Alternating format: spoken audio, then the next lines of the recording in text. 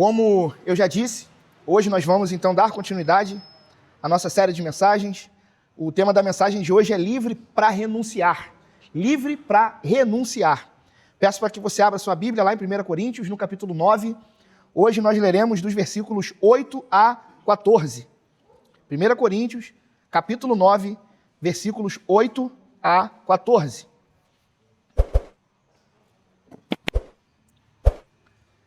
Todos acharam? Diz assim a palavra do Senhor: porventura, falo isto como homem, ou não o diz também a lei? Porque na lei de Moisés está escrito: não atarás a boca ao boi quando pisa o trigo. Acaso é com bois que Deus se preocupa?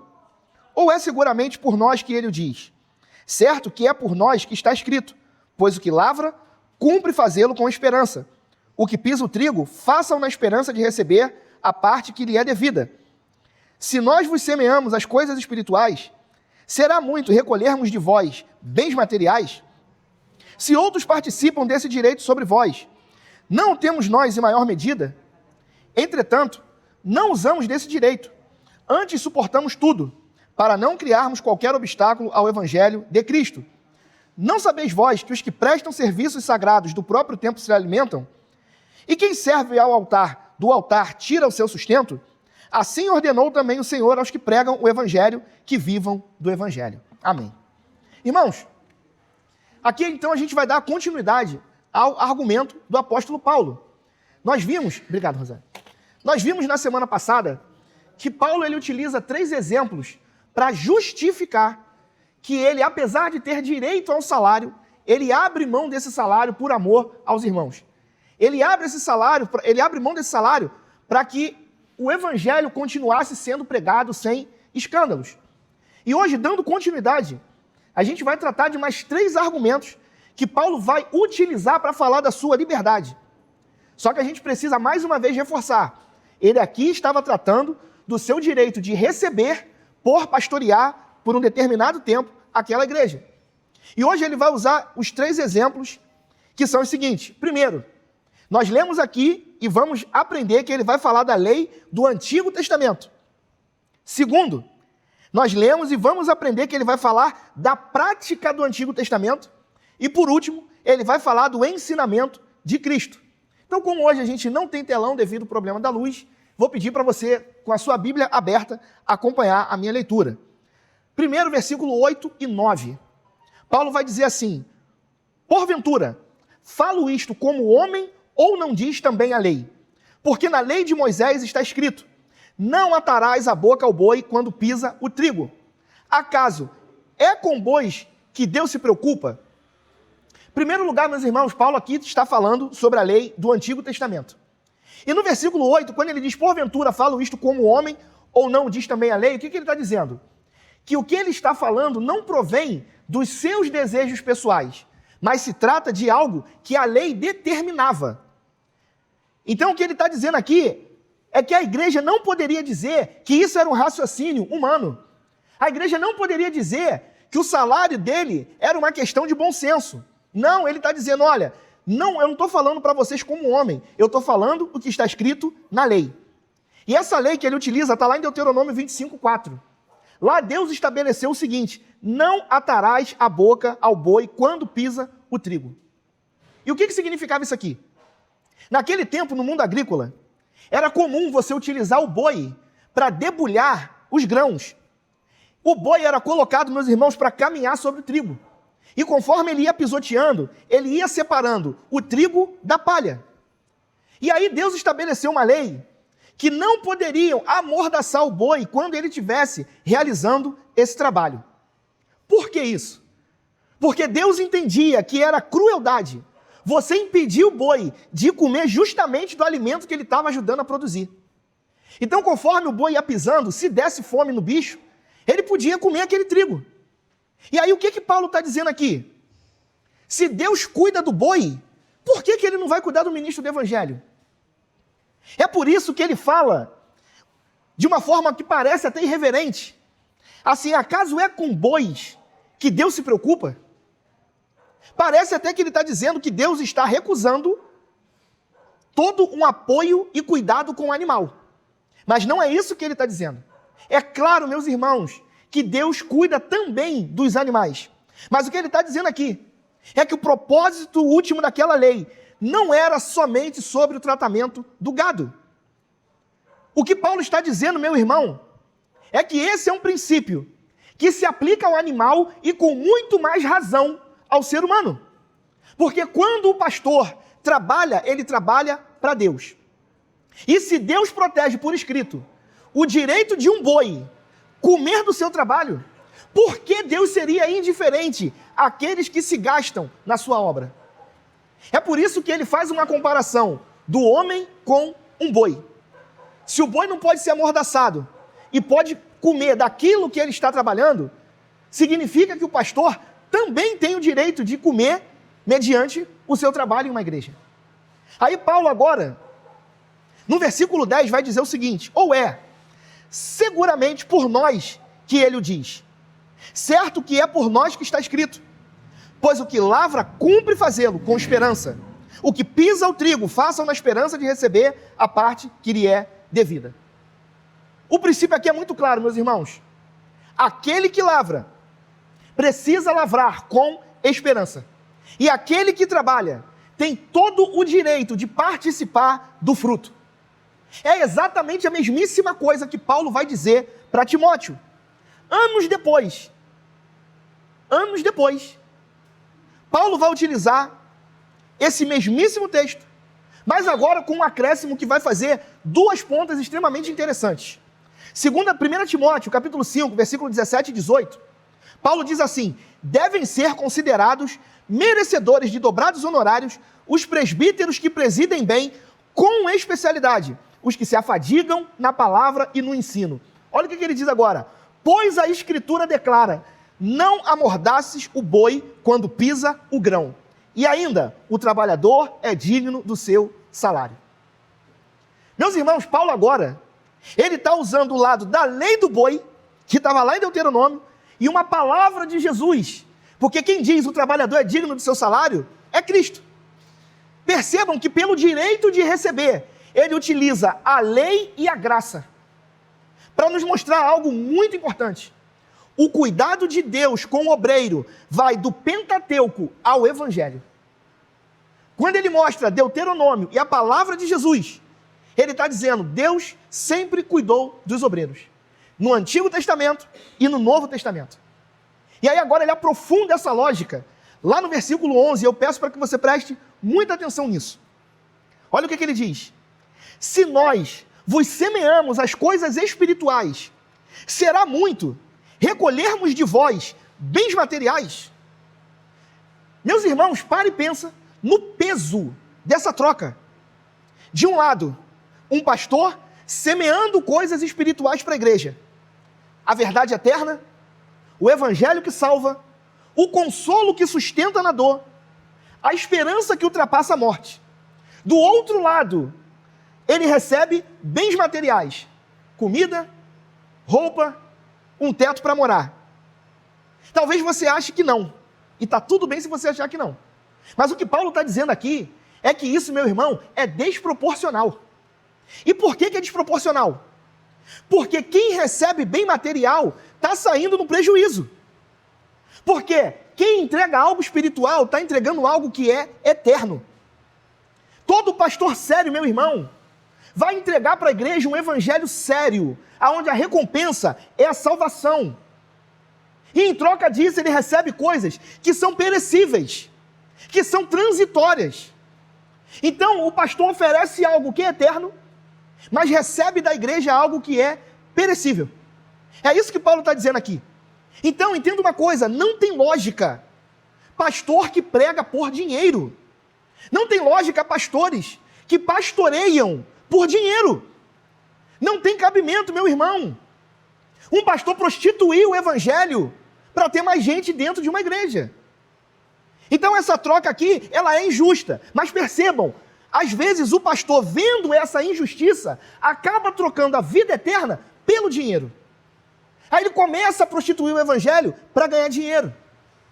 Ele começa a buscar encher a igreja de qualquer jeito, porque sabe que isso é o quê? Rentável. Só que o dia que o pastor partir, meu irmão, Além dele responder pelo falso ensino, ele não vai levar nada desse mundo. Então, meu irmão, entenda uma coisa, precisamos estar na igreja pela motivação correta. Não venha para cá, meu irmão, esperando pregação de teologia da prosperidade. Não venha para cá, meu irmão, iludido, achando que eu vou usar esse púlpito para dizer que Deus quer que você seja rico. Porque se eu fizer isso, eu tenho intenção de te extorquir, de ter mais dinheiro para esse lugar. Então entenda uma coisa, tem liderança que pode estar entregando falsas sementes espirituais, porque estão interessadas em receber o material. Porque ele acha que a proporção correta é ele ter muitos bens, para ele poder alimentar a igreja espiritualmente. Então percebam, existem pastores que estão trocando aquilo que é eterno por aquilo que é terreno. E agora, bem no meio dessa defesa cuidadosa do direito de Paulo, vem a virada de jogo, que é o coração de todo o capítulo. Olha a reclamação que ele faz. Se outros participam desse direito sobre vós, versículo 12, não o temos nós em maior medida? Entretanto, não usamos desse direito. Antes suportamos tudo, para não criarmos qualquer obstáculo ao evangelho de Cristo. Vocês percebem que ele usou versículos inteiros só para provar que ele tinha esse direito. E agora aqui no auge do argumento ele declara, não usamos este direito. E a palavra traduzida aqui, por impedimento, é uma imagem claramente concreta.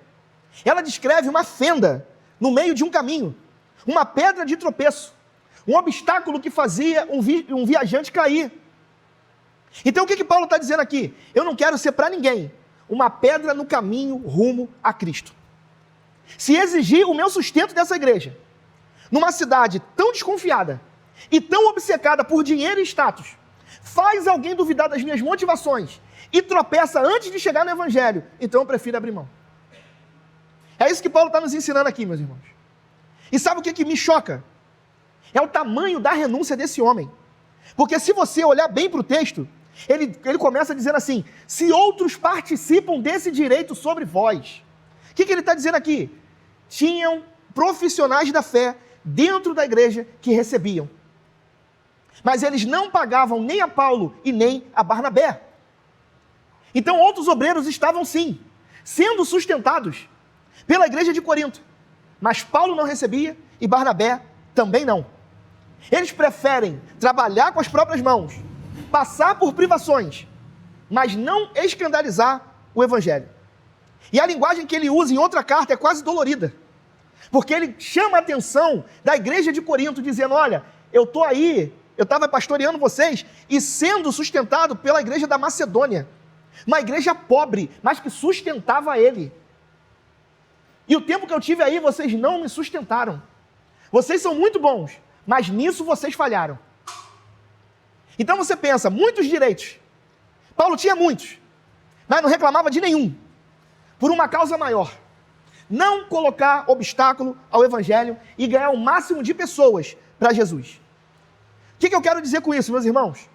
Existe uma liberdade superior à liberdade de você exigir. É a liberdade de você renunciar.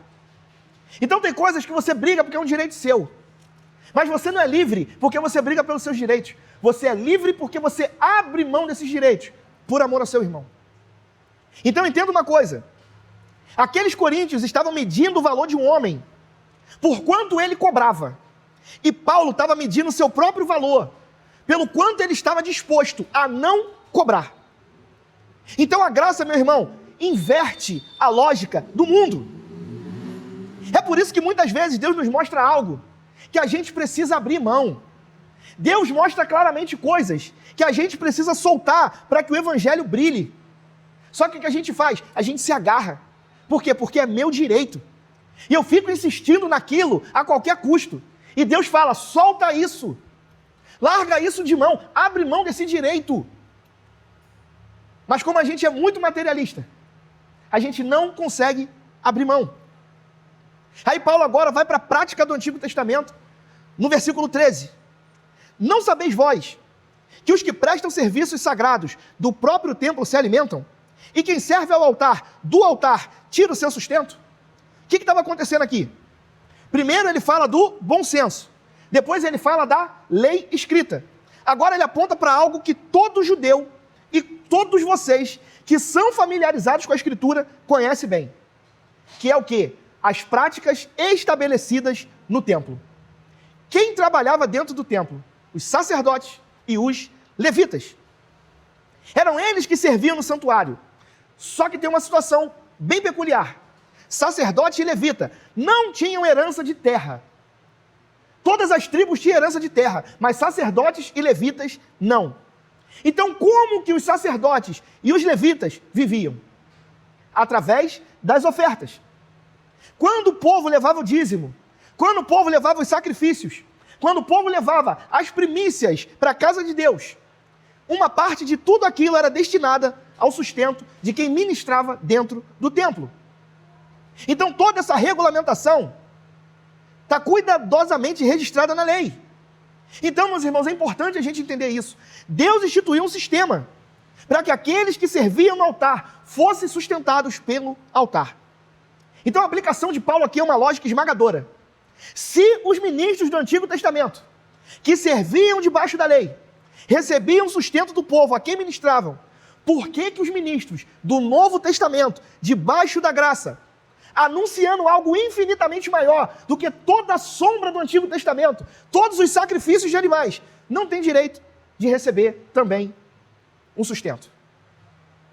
Paulo está fazendo essa comparação, dizendo claramente, meu irmão, que o cuidado da igreja com um pastor é algo que parte de Deus, não é invenção da sociedade, não é uma invenção moderna, é um princípio que o próprio Deus instituiu desde a antiguidade. Então guarda no teu coração uma coisa, meu irmão, prebenda pastoral não é favor, é uma justiça reconhecida da igreja com a figura do pastor. Às vezes as pessoas acham que porque elas estão pagando ao pastor, tem o direito de fazer com ele o que quer. E Paulo está mostrando aqui, não. Vocês precisam cuidar daqueles que se afadigam na palavra e no ensino. Agora, guarda uma coisa. O que eu falei semana passada, eu repito novamente. Pastor não pode ser um peso para a igreja. Quem estabelece a prebenda de um pastor são vocês. Entendam, se o pastor estabelecer quanto ele quer ganhar, manda esse pastor embora. Porque ele não está fazendo nada pelo reino, está fazendo pelo bolso. Quem estipula valor para pastorear, meu irmão, você tem que abrir o olho. Você tem que tomar cuidado. Então entendam, os dois extremos perigosos. Pastor que pastoreia por dinheiro, está errado. Igreja que não cuida do pastor, também está errado.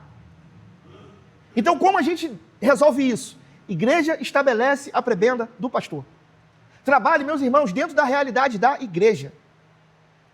Como eu disse anteriormente, se o pastor está ganhando bem e a igreja está passando aperto, está errado. Se a igreja está prosperando e o pastor está passando aperto, também está errado. Trabalhem com a realidade de cada igreja. É por isso que o pastor não pode ser dono de igreja, porque senão vai gerar problema. E eu termino aqui, com Paulo chegando ao topo agora, falando do ensinamento de Cristo, no versículo 14.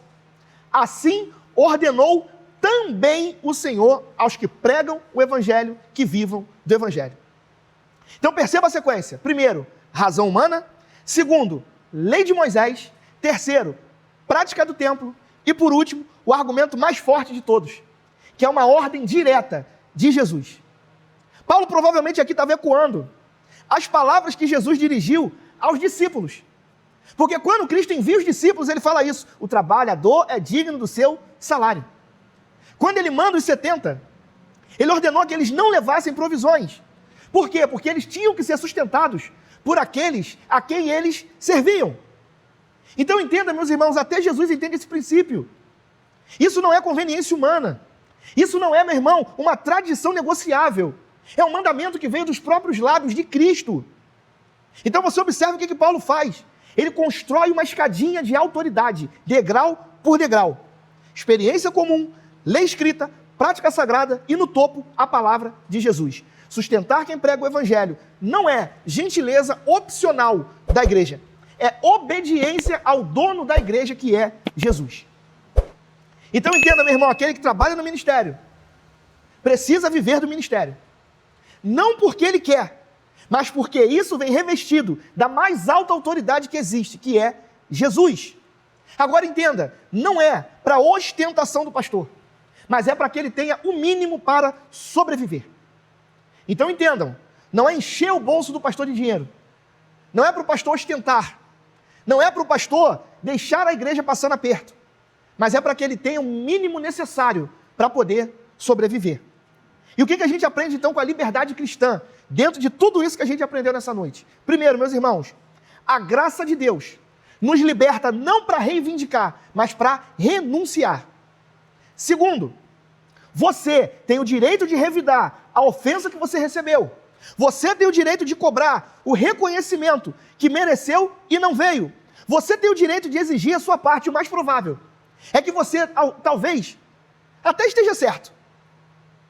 E se a gente olhar no Evangelho, o Evangelho também não nega isso.